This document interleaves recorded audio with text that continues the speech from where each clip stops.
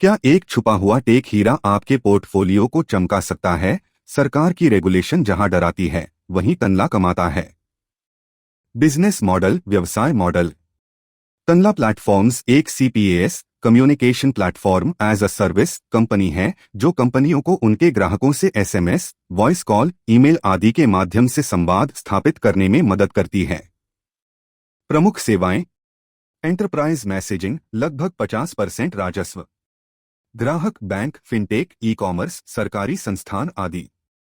Telecom कंपनियों Airtel, Vodafone आदि के साथ साझेदारी करके अदोपी मैसेजिंग सेवाएं देती है।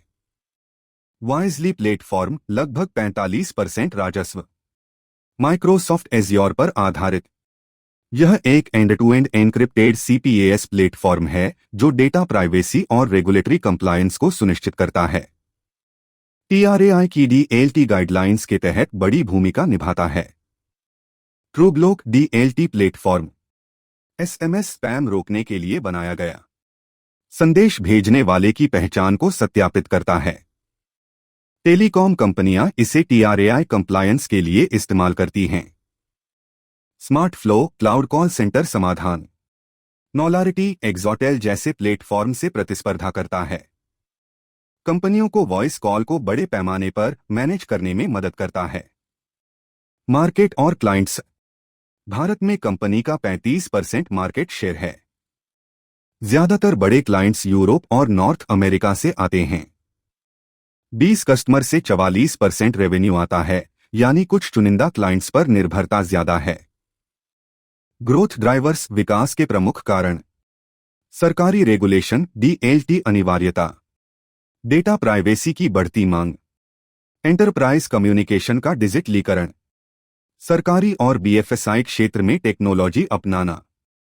राजस्व मॉडल, रेवेन्यू मॉडल, लेन देन आधारित मॉडल, प्रत्येक एसएमएस, कॉल या ईमेल पर कमाई होती है। एसएमएस की कीमत 12-20 पैसे होती है, ईमेल सस्ता होता है। वाइजली और ट्रूग्लोक जैसी सेवाएं प्रीमियम चार्ज करती हैं। टेलीकॉम कंपनियों के साथ रेवेन्यू शेयरिंग मॉडल। वित्तीय आंकड़े FY24 के अनुसार राजस्व 200 करोड़, एबिटडा मार्जिन 20%, कॉन्ट्रैक्ट पर निर्भर, रोज 35%, जीरो डेट, उच्च कैश रिजर्व, लगातार डिविडेंड देने वाली कंपनी।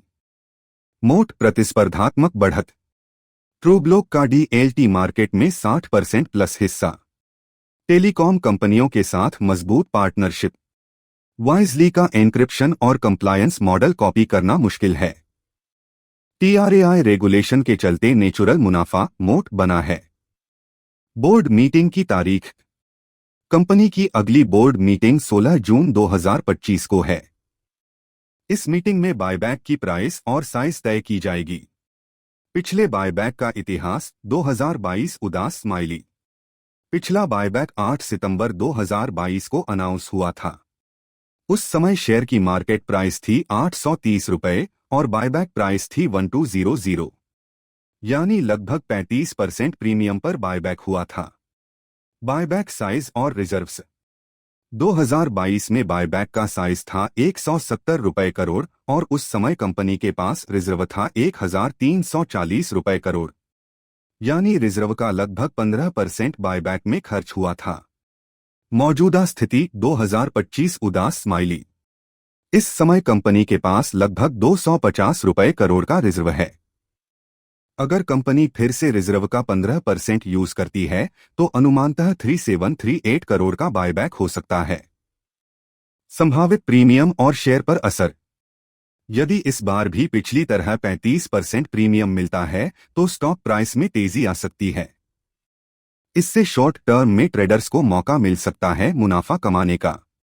स्टॉक में गिरावट का कारण: 2000 प्लस से 800900 तक। टेक बूम में अधिक वैल्यूएशन, अब करेक्शन। बड़े कॉन्ट्रैक्ट्स की समाप्ति या रिन्यूअल में दिक्कत। एसएमएस सर्विस की अधिक प्रतिस्पर्धा, मार्जिन घटे। टेलीकॉम कंपनियों के साथ डीलिंग से राजस्व में अस्थिरता। मैनेजमेंट और नेतृत्व: सीईओ उदय रेड्डी, उनकी और उनकी पत्नी की हिस्सेदारी 37% है। फर्स्ट जनरेशन एंटरप्रेन्योर: उनके आने के बाद कंपनी ने भारी ग्रोथ दिखाई। लंदन बिजनेस स्कूल में उनकी केस स्टडी पढ़ाई जाती है, फ्रॉम एडवर्सिटी टू लीडरशिप। जोखिम और चुनौतियां। ग्राहक एकाग्रता, कुछ बड़े ग्राहक ही ज्यादा राजस्व देते हैं। टेलीकॉम कंपनियों पर मार्जिन दबाव। एसएमएस सेवाओं का सामान्यीकृत होना, कमोडिटाइजेशन। अंतर्राष्ट्रीय विस्तार सीमित। कंक्लूजन। वीडियो में किसी भी स्टॉक के लिए बाय सेल रिकमेंडेशन नहीं दिया गया है। सभी जानकारियां एजुकेशनल पर्पस के लिए हैं। वीडियो पसंद आया हो तो लाइक करें, चैनल को सब्सक्राइब करें।